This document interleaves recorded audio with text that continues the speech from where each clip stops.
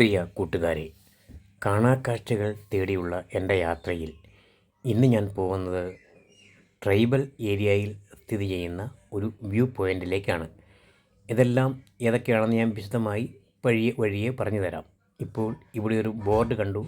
നമുക്ക് ആ ബോർഡ് എന്താണെന്ന് ശ്രദ്ധിക്കുക. അപകടകരമായ വളവുകളും കുത്തനെയുള്ള കയറ്റങ്ങളും ഉള്ള റോഡാണ്. പരിചയമില്ലാത്തവരും 4-വീൽ ഡ്രൈവ് ഇല്ലാത്ത വാഹനങ്ങളും ഇതുവഴി പോകരുത്. ഇത് അടിമാലി പോലീസിൻ്റെ മുന്നറിയിപ്പാണ്.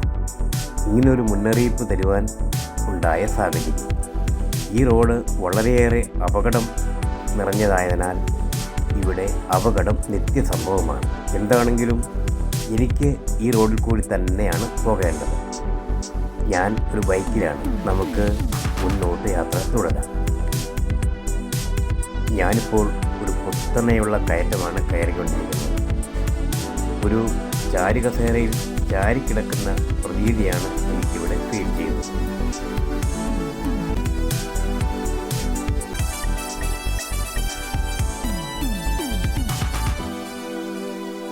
മഴക്കാലത്ത് ഇതുവഴിയുള്ള വാഹന ഗതാഗതം തികച്ചും അപകടകരമാണ്. കാരണം മഴ പെയ്ത റോഡിലെല്ലാം വെള്ളമായിരിക്കും. അതുമാത്രമല്ല, ഇത് കോൺക്രീറ്റ് ചെയ്തിരിക്കുന്ന റോഡാണ്. അതുകൊണ്ട് ഇപ്പോഴും വഴുക്കൽ സാധ്യത കൂടുതലുമുണ്ട്. മഴക്കാലത്ത് വളരെ കെയർഫുള്ളായി മാത്രമേ ഇതിലെ യാത്ര ചെയ്യുവാൻ കഴിയുകയുള്ളൂ. നമുക്കിനിയും ഇടതുഭാഗത്തേക്കുള്ള റോഡിൽ കൂടിയാണ് പോകേണ്ടത്.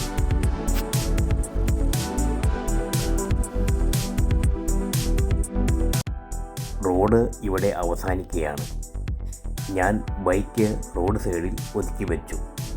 ഇനി എൻ്റെ യാത്ര ഈ ഏലത്തോട്ടത്തിൽ കൂടിയാണ്.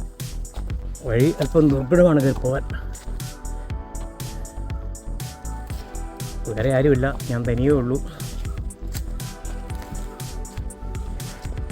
ഇവിടെ കാട്ടുപന്നികളുടെ ശല്യം അതിരൂക്ഷമാണെന്നാണ് സമീപവാസികൾ പറയുന്നത്. ഇതാണ് ഞാൻ കയറി വന്ന വഴി. ഇത് വനപ്രദേശമാണ്. നമുക്ക് ഇനിയും കുറച്ചുകൂടി മുകളിലേക്ക് പോകാം. ഇവിടെ കാട്ടുപന്നികളുടെ ശല്യവും മുള്ളൻ പന്നി, ഏതയാട് തുടങ്ങിയ മൃഗങ്ങളുടെ ശല്യവും ധാരാളമായി ഉണ്ടെന്നാണ് സമീപവാസികൾ പറയുന്നത്.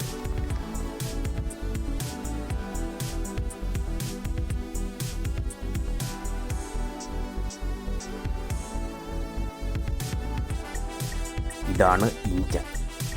പണ്ട് കാലങ്ങളിൽ കൊച്ചുകുട്ടികളെയും മറ്റും തേച്ചു കുളിപ്പിക്കുവാൻ ഉപയോഗിച്ചിരുന്നതാണ് ഇത്. ഇഞ്ച 2 വിധത്തിലുണ്ട്.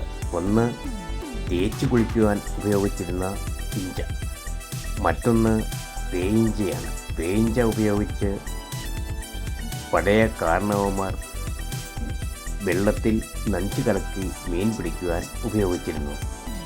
അങ്ങനെ നമ്മൾ ഇതാ ഈ വ്യൂ പോയിൻറ്റിൻ്റെ മുകളറ്റത്തേക്ക് എത്തിയിരിക്കുന്നു. ഇനിയും അല്പദൂരം കൂടി പോയാൽ നമ്മൾ ഈ മലയുടെ മുകളറ്റത്ത് എത്തിച്ചേരും.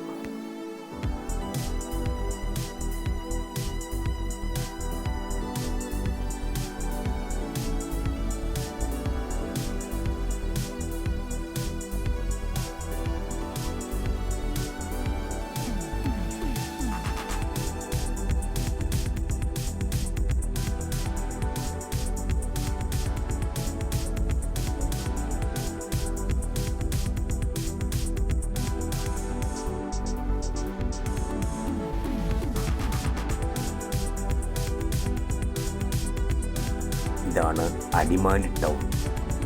അടിമാലി ടൗണിൻ്റെ ഒരു ദൂരക്കാഴ്ചയാണ് നമ്മളിപ്പോൾ കാണുന്നത്. അങ്ങ് ദൂരെ കാണുന്നത് വെട്ടിമുടിയാണ്. നേരിയ മഞ്ഞ് മൂടിക്കിടക്കുന്നതിനാൽ കാഴ്ച അത്ര വ്യക്തമായി കാണുവാൻ സാധിക്കുന്നുമില്ല.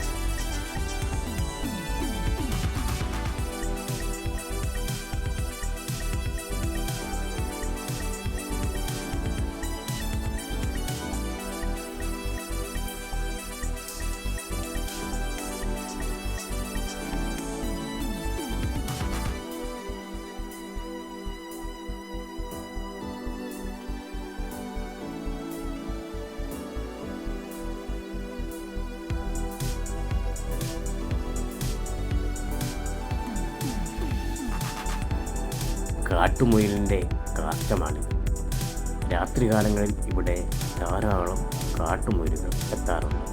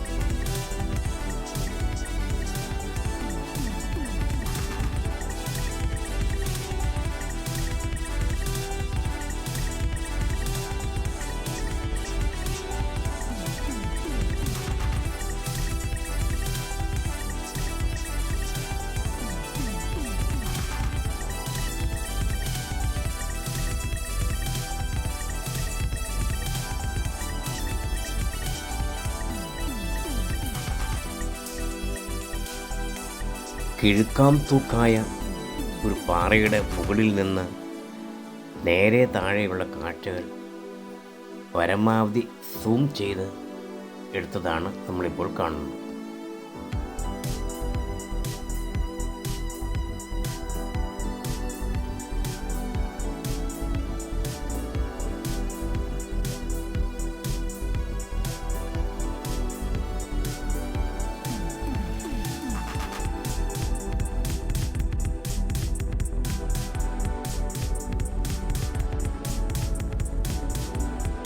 താഴെ നാഷണൽ ഹൈവേയിൽ കൂടി പോകുന്ന വാഹനങ്ങൾ ചെറുതായിട്ട് നമുക്ക് കാണുവാൻ കഴിയുന്നുണ്ട്.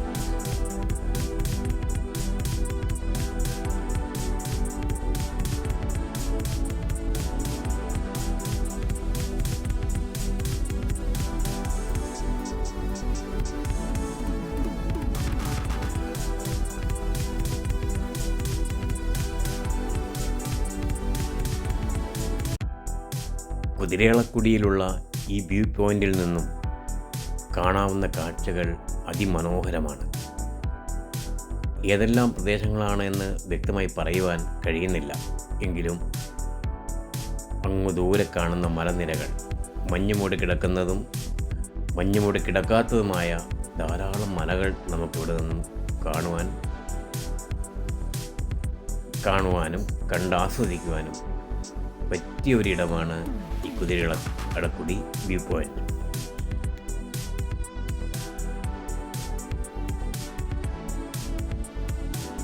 ഇവിടെ കാട്ടുതീ വീണ് പുല്ലെല്ലാം കത്തിയ ശേഷം വീണ്ടും തളിർത്ത് വന്നിരിക്കുന്ന പുല്ലുകളെല്ലാം കാണുവാൻ ഒരു പ്രത്യേക രസമാണ്. ഇനി എനിക്ക് തിരികെ പോകാൻ ഉള്ള സമയമായി. ഞാൻ തിരികെ ഇറങ്ങുവാനുള്ള തയ്യാറെടുപ്പിലാണ്. ഇതിലെ പ്രത്യേക വഴിയൊന്നുമില്ല. ഈ നിൽക്കുന്ന പുല്ലുകൾക്കിടയിൽ കൂടി താഴേക്ക് ഇറങ്ങിയാൽ എനിക്ക് എൻ്റെ ബൈക്കിരിക്കുന്ന ഭാഗത്തേക്ക് എത്തിച്ചേരുവാൻ സാധിച്ചേക്കും. അതിനാൽ ഈ പുല്ലുകൾക്കിടയിൽ കൂടി ഞാൻ താഴേക്ക് ഇറങ്ങുവാൻ ആരംഭിച്ചു.